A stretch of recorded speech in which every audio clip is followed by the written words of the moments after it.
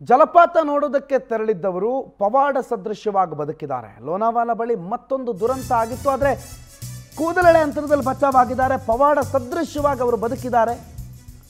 ಲೋನಾವಾಲ ಜಲಪಾತದಲ್ಲಿ ಮೊನ್ನೆ ಆಗಿರುವ ದುರಂತ ಇನ್ನೂ ಕೂಡ ಮಾಸಿಲ್ಲ, ಆದರೆ ಆ ನಡುವೆನೇ ಮತ್ತೊಂದು ದುರಂತ ಆಗುವ ಲಕ್ಷಣಗಳಿತ್ತು.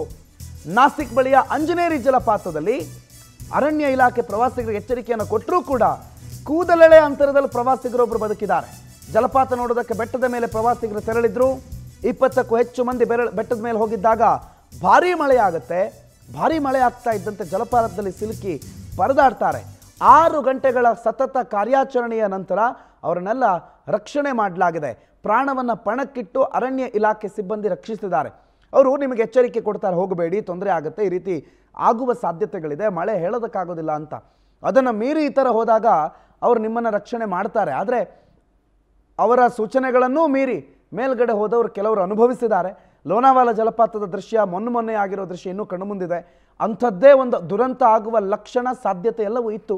ಆದರೆ ಅರಣ್ಯ ಇಲಾಖೆ ಸಿಬ್ಬಂದಿಗಳ ಕಾರ್ಯತತ್ಪರತೆಯಿಂದ ಒಂದಿಷ್ಟು ಜನ ಬದುಕಿದ್ದಾರೆ. 20ಕ್ಕೂ ಹೆಚ್ಚು ಜನ ಅಂತ ಅಂದಾಜಿಸಲಾಗಿದೆ.